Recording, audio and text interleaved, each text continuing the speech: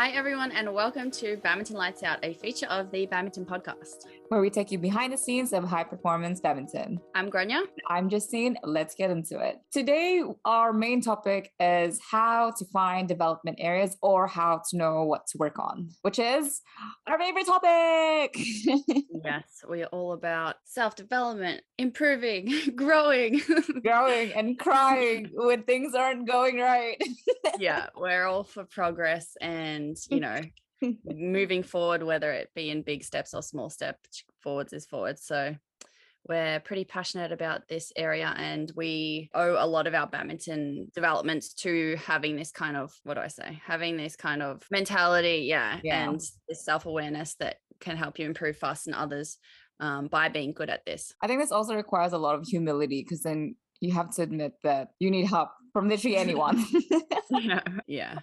Yeah. This is where, especially, you think of those guys with the egos that think they're so good at everything that they just get a bit stagnant in the badminton because they just keep doing the same thing that they're good at, or they don't really listen to other people's opinions.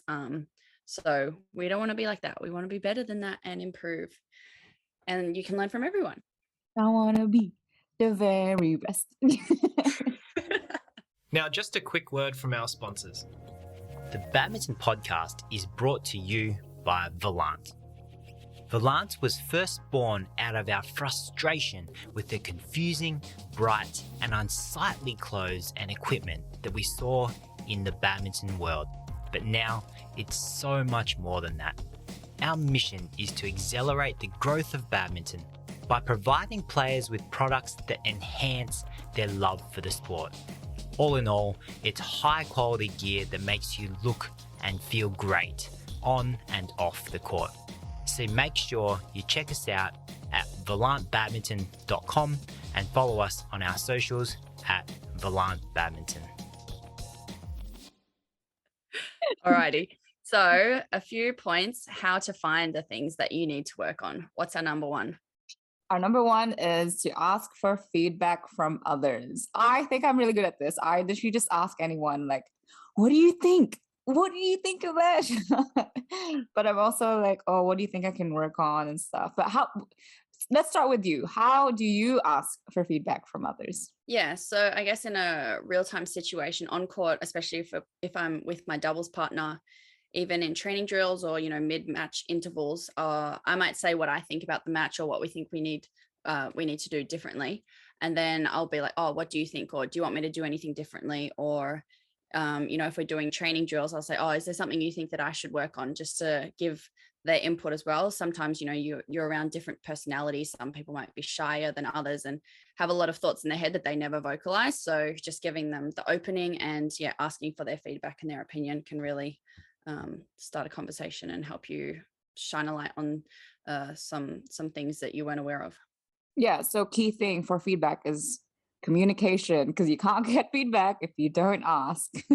But it's so true though. With our previous episode, I just said that partnerships are out. It's very common in doubles. Obviously there's certain shots or routines where you find confusing, and the only way to fix it is hey, should I take that? Should you take that? What should we do in the future? And things like that. And if you're a singles player, obviously you're going to be sparring against someone, and it's going to be hard, but you're going to have to ask your opponent or whoever you're training with, look, what am I good at and what am I bad at? And if you're playing against someone who's singles, what do you target when you're playing against me? I love asking that question. And I can see some of them can feel a bit uncomfortable. They're like, damn, now they know what we're gonna do when we play against her. But I mean, obviously everyone has a weakness, so recognize your weaknesses, I reckon. Yeah. And then of course using the coaches around you and other resources and people with expertise, if I'm traveling and training in a different center with a different national team, then I'll try and ask their coach what they think I should work on, or if they notice anything from my game that I can improve on as well. So just, using all the people around you and resources. And then from there, you can, filter what actually you think, make your own judgment on what you want to action and what you think is actually useful. Because obviously there's so many different ways to play badminton, so many different styles. All coaches will have a different opinion or advice. So it's up to you to then like filter it and figure out what works for you. Yeah. And how do you decide what to filter? For me, like, especially if you're young, I think a lot of trial and error, like just learning firsthand what works, what doesn't work. I think especially figuring out, you know, what's unique to you in a way. Like someone might teach you, like I've been taught some really weird like serving stances or just things that like my body felt very uncomfortable in. And when you look at it, it's like it doesn't actually change the quality of the shot. It's just how they like to stand or how they naturally put their body. But it like has a similar result if I do it my way that's more comfortable. So it's kind of situations like that where you have to make a call and be like, okay, like I appreciate your input and your idea, but that's not really going to work for me. So I'm going to do it like slightly different this way. I like that you say that there's no set way to do things, because that's so true. Everything works differently. Like with the body type episode that we talked about, like what applies to others might not apply to you. So that's a really good point. When you get feedback, do you often write your feedback, or do you keep it in your phone, or do you just keep it in your head? What do you think is the best way to make the most of the feedback that you get? Depending on like how specific or helpful, I guess, it is to me. If I think it's like a big thing and it's a priority and it might be a bit complicated that I'll forget it, then I'll definitely write it in the notes section on my phone. Like I have a training note or like training focus areas thing in my notes where I'll write stuff down, especially, you know, like different training drills or coach's advice, that kind of thing. But if it's just, you know, off the cuff, them like you're doing a defense drill and someone's like, oh, put your shoulder higher, then I'll just, okay, and I'll like try it for the next working 3 minutes or whatever, but I won't go and like run to my phone and write it in at the time. If I think it's relevant, then like in the right timing after the training, then I'll write it down and make a note as well. And do you keep track of like the feedback? Because what I do is that when there's feedback that I get, right, I make a note, not during training. And then it's quite crazy to go back to my training diary or my notes and like, oh yeah, that's right, like someone told me this before. Because it's so easy to forget something because you want to improve in everything, really. So when you see that, we're like, oh yeah, I forgot about that. So I find it really handy to write things if you think they're good or if it's working. Yeah, for sure. And what are the other ways to find things to work on? Like, how do you do it? So we've done feedback. What's the next one? Another great tool to utilize is rewatching your own badminton matches and analyzing them. So obviously in a match, it's a different situation, different stimulus from just training. You obviously have like the pressure of the game, the different stadium, maybe all those kinds of things. And you're usually pushing yourself to a higher intensity. Like you train hard at training, but on court in a match, you try and do things differently and you push that extra little bit. So it's really interesting to see how you play your shots in the match situation, your tactical decision-making, like pressure points, how you handle it, what you do in those situations, all those kinds of things, to rewatch that and make notes to learn from. Yeah, because when you're playing a game, you're actually trying to win this time, right? It's like a battle of survival. So oftentimes you go back to your old habits, and it'll be cool to see what those old habits actually are and try and make new ones. So that's a good point. And do you train? I mean, do you record your trainings or just your matches?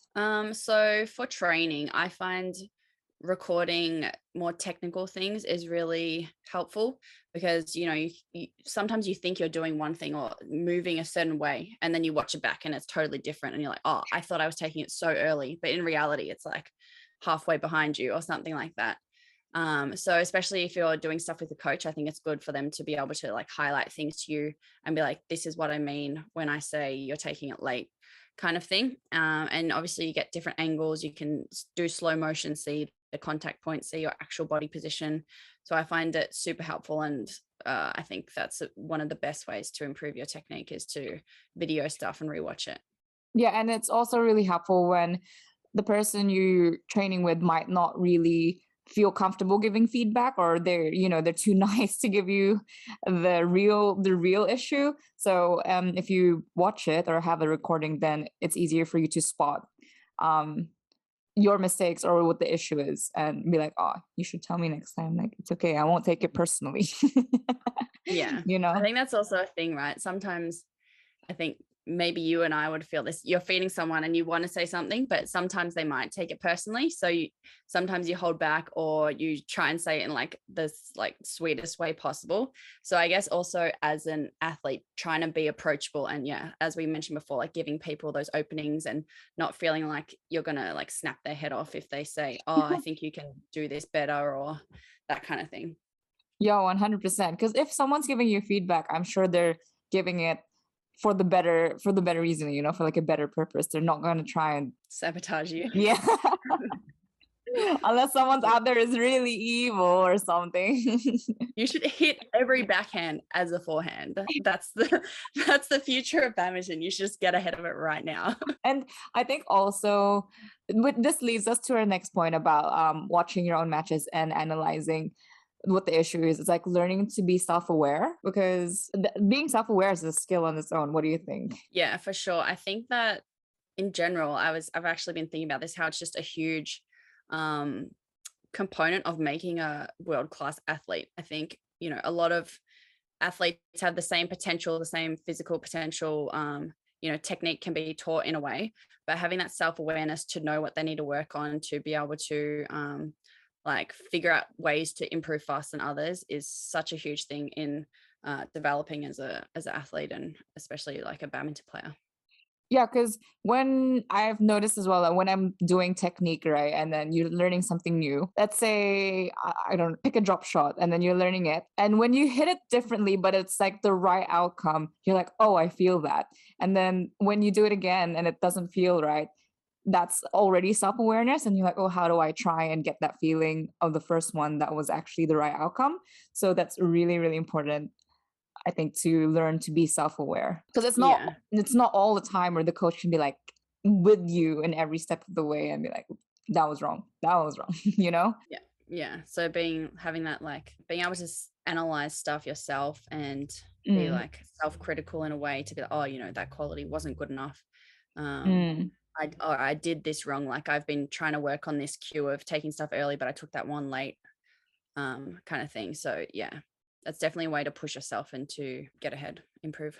Yeah, I was watching, I can't remember, maybe it was like an interview of the gymnasts in USA, the gold medalist, and she was doing some training and it looked fine to me. But then after she did the routine, she's like, I didn't like that. It didn't feel right because this and that. And I was like, oh, cool, feedback. Our fourth point on how to find things to work on is to watch other top players and see what they do differently to you, and to then try and challenge yourself to try some of their things. So sometimes you see a top player and you're like, oh my gosh, like Tai Tzu Ying's stop drop shot is amazing, but you don't actually think to try it. Like, you know, you're just trying to work on your stable drop shot, that kind of thing. But to really, like, badminton has so much versatility that you really need to try and experiment with different things and challenge yourself to improve and not just stick with what's comfortable. Yeah, for sure. What do you find, what's the best shot, or like what's the best shot you've seen in game and it's like something you tried to work on or already using right now? Oh, I don't know. Like in my, when I mentioned that notes part of my in my phone where I have like training focuses, I actually list people that do a shot well that I want to like try and emulate. So I have like some certain people's deceptive like cross net, or one of the women's doubles players stop drop shots from Malaysia. She has like a big jump and then she does like a really good tight drop shot. I think I had like maybe Carolina's like snapshot when I wanted to get a bit more of snap. Yeah. That's what I can think of right now. What shots do you love? Anything deception actually is just so fun to watch, and I'm like, oh, I really want to do that in the game, because it just adds another element into the game. It doesn't make you as predictable, because I think you get to a point where you can read where the shot goes once you see the racket, right? So if you can like learn to change the racket in the last minute and just like have the ability to get out of your habits, I think that's like anything good for me. So I just recently found her, actually, you know, the Russian mix player, I can't remember her name. Alina. Alina Davletova. Yeah. I think she has such good shots and they all look the same, but oftentimes it doesn't come off the way I was expecting it to to be. So I was like, whoa. So I've been watching her. So anything at the net, anything mixed or men's doubles. I love watching men's doubles, but I can't really emulate that. Yeah. I guess when you mentioned like deception, a lot of the kind of deceptive stuff that I have tried to learn is what I've learned from partnering Setiana. So my old women's doubles partner, she had crazy deception. Like honestly, like some of the best in the world. She would get world class badminton players like fully going the wrong way against guys, girls, everyone. So I learned a lot just from partnering her and seeing how effective it was, and then being like, I want to be able to do that. Like it's just a straight up winner. They like, it's not even hard. I need to learn how to do that. So I asked her for tips, and I guess even at training, like sometimes we obviously as girls spar a lot with the boys. The boys have that the extra level of kind of hand power where they can hold stuff. So trying to copy some of their hold pushes and that kind of thing. So I even like you see social players doing like funny things or trying different shots, and as national players we can still be like, oh, like that was pretty cool, like I should try that. Oh, that's so true. That's so true. I like sometimes after training there'll be like club playing, and then I don't know if it's a missed hit or if it was like intentional, but I was like, damn, I should learn how to do that. Yeah. So we mentioned like these world-class players and what they can do, but I feel like it's also the day-to-day exposure that you have of the players around you that you can maybe even learn more from, because you see them do it every time. You can ask them for tips, and you also like experience the consequence of when what they do like is hurting you and making you lose a point as well. So you're like, oh, I hate this, I want to be able to do it back. Yeah, for sure. And I actually have this problem right now where, let's say I'm sparring or like training, right? And then whoever I'm training against will like do a deception, and it kind of triggers me in my head. I'm like, ooh, I should do one back. And I'm like, no, that's not the right time. Deception wars. It's like a trigger. But I guess that's also like another point. When you do find things to work on, it's really important to be open-minded and like be open to change, really, because it's really easy to think that your way is the right way, and it's not always the case. Like you might be comfortable, but learning new things from other players, I think, is very important, because it's like a new tool you can add into your backpack. Which brings us to our final point of trying to train with different people and like better people as well, to expand your scope of badminton experience. So, as we mentioned, like when you train with other people and you experience in front of you on court the feeling of the power that's coming off the racket, or the finesse, the skill, that kind of thing, it really opens your eyes and you're like, oh, okay, like this is a level up that I didn't fully understand or experience before, and then it gives you more inspiration to try it yourself and integrate it into your own game. Yeah, because when you train, do you train with different people often, or do you have the same people? Yeah, different. So with our state training at the moment, we have a lot of like young guys who have just started again after finishing high school. We've got some girls, like the singles players will come on and do some rear court stuff as well, or we'll feed the singles players. So we have a whole variety of people that we train with. Oh, that's really good. Do you learn do you try and apply some single shots into your doubles? Yeah, I mean, like, I think the net spin is still so useful at the right time in doubles. Like, I remember once I played Michelle Lee in women's doubles, and even though it's like the singles net where it's, sometimes a bit higher, if she plays it and I'm not able to get on top of it, the amount of spin on it, like I'm not used to that. So I was really struggling to lift it. And I was like, oh, this is like so hard. I need to try and like get this net spin happening on my side, like back to my opponents. So yeah, things like that. I think like the defense when you're under pressure and stretched, having the variety to go cross and lift, from I guess stretched out positions. Yeah, that kind of thing. Yeah, for sure. But conversely, I think that a lot of more singles players should train double skills. I think they get very bogged down in the thought that they always have to train singles and they always have to do full court movement and blah, blah, blah. Meanwhile, they like can't drive. They don't have any hand power. Or they're like, their hands are not as quick. Yeah. That's the main thing, I guess. And then even, the shot variation that they they play with on doubles court is like, you know, good experience, different angles, different aiming for different parts of the court in a doubles setting. So I think it's good to train both. It's funny that you say that because I think it was last week or the week before. Oftentimes we warm up with like some half court singles or box or something like that. And I was playing against this like men's singles guy, and he was trying to challenge me in the net, but I would like net it back.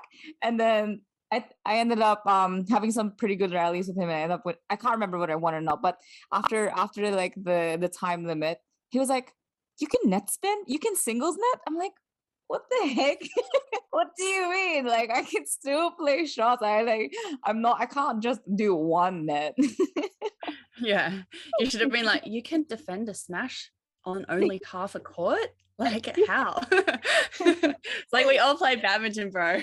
Yeah. I feel like people, maybe in Australia, New Zealand, people like rule themselves out of like even being barely competent in the like other event. They're like, oh, I'm not a doubles player or I'm not a singles player. And it's like, just try. Like, you have all the skills.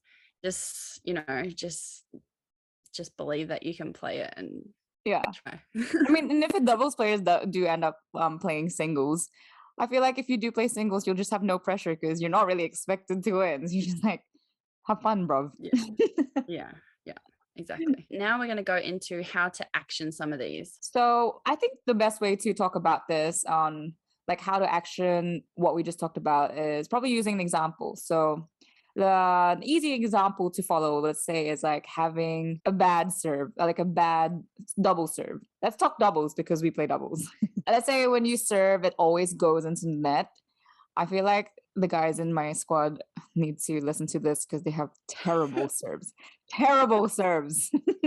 And one thing could be like, let's say, why does it always go into the net? So the first thing you can do, like, approach your partner. What do you think looks off? Like, why do you think my shot goes into the net all the time? And one of the things that your partner would say, okay, actually, let's put it into a real life situation. Gron, my backhand serve is so bad. It keeps going into the net. What do you think the problem is? Well, Justine, I think you're just far too short to be able to do a backhand serve in doubles. No. Okay. So then your partner might be like, oh, you're holding the shuttle really weirdly. Like, you're holding it with all like your whole hand, and you need to try, maybe you can try hold it like this way, or you're swinging, when you swing back, you twist your racket face, and that means like when you're contacting it, it's hitting it at a funny angle, or your swing is too big, your swing is too short, you're holding the shuttle out to the side of your body, and that's why it's inconsistent. Could be any of those kind of things. So I guess as a player, first you want to like list the thing that is, you know, a sore point for you, so something that's a weakness. And then the second thing is to like figure out what you need to improve in it, whether that's like consistency, or you need to you know, have the cues to hit it correctly. I find one cue when I'm serving really helpful. It's just like small swing, you know, like consistent swing, straight, one motion. And like cues are often really, really short, and it doesn't have to be like a whole sentence, like, oh, make sure you get this ready, blah, blah, blah, blah, blah. It's like literally 1 to 2 words so that's a tip on cues, I reckon. Yeah. What's your cue when you serve? Mine has now become more like feeling. So before, I was like, when I learn stuff, I learn it very technically, and like how I ask the coach, I'm like, oh, do I hold it with this grip? Like, do I swing through here? And I want to know like the more like specific detail of technically how to do stuff. And then I can get very like fixated on that, when in the reality, it's kind of like it changes every time. The shuttle's in a different point every time. It's going to be different.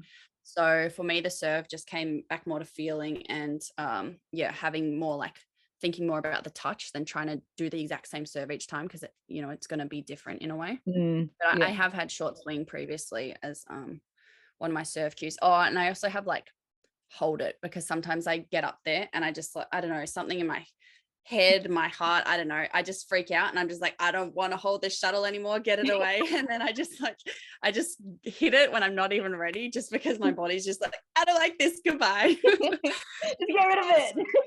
Yeah. So actually leading up to the Olympics, because I hadn't played tournaments in so long, when I played my first tournament at the Thailand Open, I was like, I couldn't serve because I wasn't used to the feeling of being in tournament mode again. And like, I was feeling very nervous on court and uncomfortable. So my serve was getting rushed and was going super high or mishitting, that kind of thing. So in the training leading up, my coach gave me this drill where he like taps my arm as I'm like preparing to serve, which kind of emulates, when you're shaking or when you feel uncomfortable and your body doesn't, it doesn't feel normal. So it's more like getting used to that feeling and seeing that I can still control my serve, as opposed to being like, we need to figure out how to avoid that feeling at all costs. Like, you just need to calm down and whatever. Like, we just were like, okay, you're going to feel this way sometimes. You need to have the confidence to be able to serve when you're in that situation. So yeah, he was like tapping me, so my arm was, moving a bit, and then I'd still try and like control the shuttle, or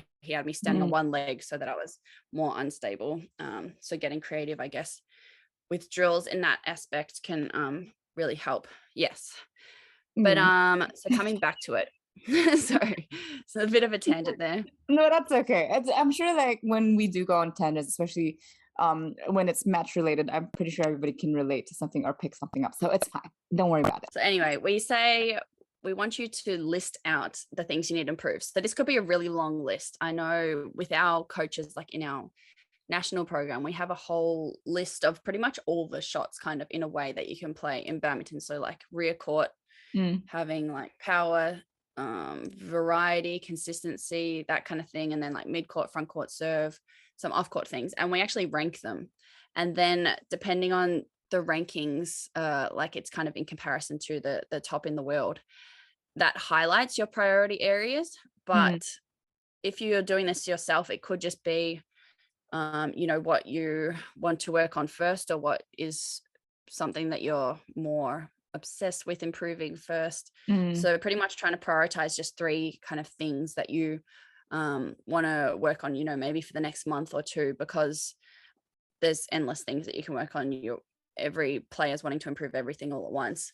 But we would suggest prioritizing 3 things, correct? Yeah, and I think that brings us back to, when you rewatch your own, if you recorded your badminton matches, and obviously you'll see repetition of where you will lose points, of where they're pretty much abusing you, and if you see that, then that could be one of the priorities. Like, look, I kept making mistakes when I tried to do a straight slice.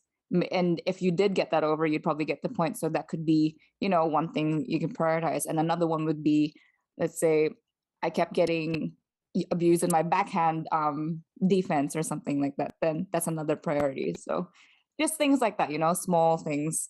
I think people can benefit from recording their matches and trainings. Yeah. And a good way to prioritize is by the thing that will have like the biggest impact on your game. So you might think some shot is really bad and you really want to improve it, but it might only happen like once in a match, whereas there's something that's like you can just moderately improve on, and it will have a big impact because you play that shot like every rally. So figuring out what will kind of impact your game the most, and like, make that. Don't go crazy and go for like a backhand smash, like backhand jump smash. yeah or like practicing lifting off net rolls when it happens like once a game or something like that. Okay, so we have our 3 priority areas. What's the next step? I think once you have those priorities, the next thing would be like to set a goal with your SMART goals. Like once you have those priorities, think on when do you want to achieve, or how you want to track on your improvements. So with maybe like a 1 or 2 month time frame, and to see if within those 2 months you reevaluate, like, is this improving? Is this changing my game? Am I not making any progress, or things like that? So it's really hard to, in that way, sometimes it's really hard to measure shots, but you can do things like you said, where you rate the shot of your quality out of 3 and out of 10 shots and add the total up. Or I think you can probably explain this better. Yeah. So bringing back to our example of a bad serve. So one thing that we've used for this is that we do, I think you can just do it with like 10 serves. So you get like 10 new shuttles and you do 10 serves, and each serve you rank them from 0 to 3. So 0 is like a fault, so it lands short, goes in the net, whatever. 1 is quite a bad serve, so maybe high, or not like a loose serve. 2 is average and 3 is like a perfect, like really good serve, good quality, lands in a good spot kind of thing. So that's more of an objective way that you can like rank the quality of your serve and the consistency. So add them all up, and then, in 1 or 2 months time, do that again and see if your score is improved. I guess with other shots, it could be like, depends if your goal is like improving the quality or improving the consistency or that kind of thing. So if it's more quality, you could also do a similar thing where you rank 20 multi-feed shuttles, or if you've played a match or a tournament, you can count how many errors you made on a shot. And like if that has decreased the number of errors, if it was a consistency thing as well. Or let's say another example would be just box singles, and you have like 3 minutes to do box singles. Or how many times did the shuttle drop from you? Like how many mistakes you do during that, and just seeing how consistent you can get throughout your time frame, I think. Yeah. A lot of it is kind of, I guess, feeling and your subjective opinion about if you've improved, or, your coach thinking you've improved, that kind of thing. Yeah, and it's often really hard to tell that you have improved. So I think it like leads us back to our feedback thing, or having an accountability partner with your trainings. Like, look, remember I asked you about this before. Do you think I've improved? And things like that. And a coach is obviously a good start. But if you don't have access to a coach, then anyone you spar with consistently would be a good one to ask. Okay, so now we have the goals for the areas we want to improve. The next task is then figuring out how we're going to improve them. So this is where it can be challenging, especially if you don't have access to a good coach, because here you need the drills, the routines, the guidance on how to actually do the shot correctly. So here is where you're going to have to try and source, people that have the experience and the know-how that you might be lacking. And again, this is where some of the previous things where we watch world-class badminton players and we ask for feedback, we're putting all these into place to figure out the best approach to then improve the shot. Yeah, and luckily there's so many resources of how you can do shots, and you can just take from it and work with it or experiment with it. I think Badminton Insight might be, I can't remember who, I think might have been Badminton Insight, that like shows a lot of technique on how to do this and how to do that, and you try and apply it to you. And obviously, like we mentioned before, that not everyone is the same and everyone's technique can be different, so you can just work with, like, use that as a baseline and then work from there. And that could be one way to think of drills for the thing you want to work on. Yeah, but ultimately you kind of need to map out a plan for the next 1 to 2 months of how you're going to consistently work on this shot, because it's not going to miraculously improve over the 1 to 2 months because you've now written a goal for it. You have to like actively action it and be consistent. Maybe the last 10 minutes of every training, or extra 10 minutes after every training, you stay and you do a serve, you do serving repetition, or in certain drills and routines, you're specifically trying to hit this special cross-court drop shot more often and challenge yourself to play out of position or something like that. Yes. So having a plan and making sure you're prioritizing it to fit it into your training each week. Yeah, and that reminds me of the quote, that goes, failing to plan is planning to fail. Exactly. We don't like failing here. No, we cry about it. I cry about it. Cry about it. I'm like, I gotta fail forward. I gotta keep moving. Win or learn. Yeah.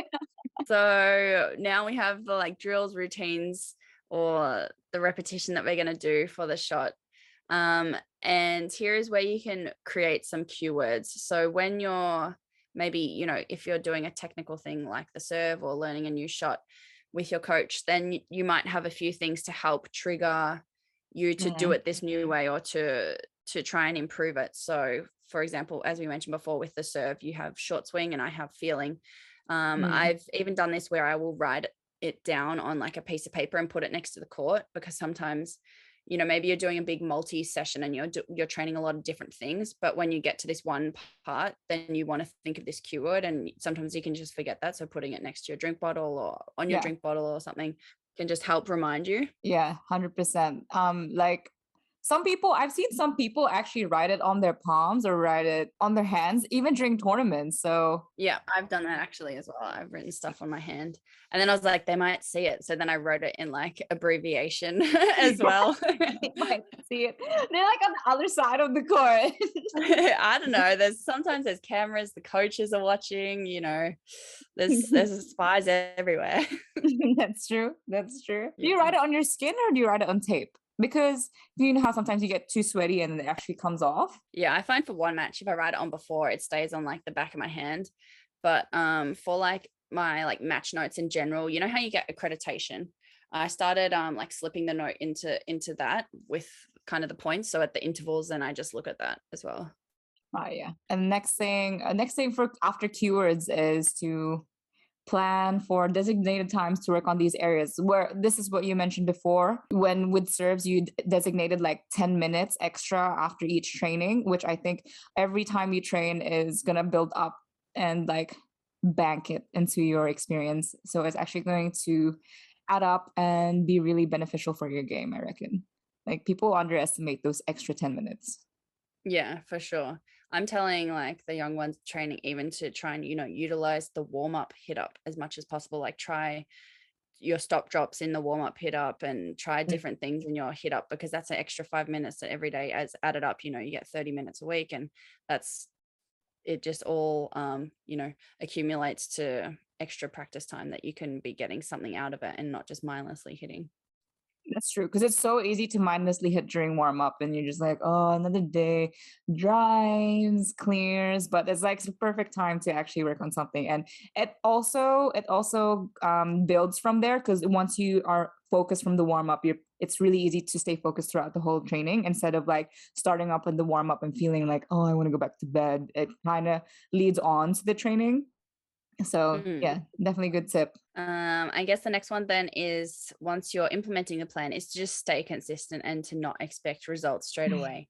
I mean, when you set these goals, you want them to definitely be achievable and not something that's like going to take years to do, because we just want to have a realistic goal for like, whatever your time frame is of 1 to 2 months or something like that. Yeah. So I guess just staying consistent and knowing that it will take time, and that over time to have faith that it will improve as well if you're putting in the work and approaching it the right way. Yeah, and once you stay consistent, we shouldn't forget to reevaluate, because it's so easy to just like keep working on things and we forget that we've been doing this for so long, and you don't appreciate how much you've improved actually throughout the time that you've worked on it. So it's really important to reevaluate and retest, because I mean, it could go the other way where you've been working on it and nothing is actually improved, and so there's no point of doing the same thing if you don't see any change. Yeah, exactly. And then if you achieve your goal, and it's about setting new priority areas, new goals, and then repeating the process pretty much, and also celebrating that you have improved and like having that acknowledgement, as opposed to just like moving on with everything, just being like, oh, that like I leveled up here. That's pat on the back kind of thing. I actually really like that about the diary that we use. You know how it gives you goals and then it asks you how you're gonna reward yourself. I'm like, snacks. So the diary Justine's talking about is called My Goals, which is something that I buy like most of my friends for Christmas. It's just an easy cop out. And like we say, we're always about self-development. So I get most of my friends this diary that has a lot of goal setting aspects in it. Oh, good. Which is cool. Yeah. And you'll definitely be seeing it a lot in Gronya's stories. She's like, planning. No, I gotta hide all my secrets. Can't show you guys everything. It's all in code. It's all in like random gibberish. It's all in like initials. Yeah, it's all abbreviated acronym. And that kind of just brought me, like when we were talking before, how you said, oh, you might not have improved.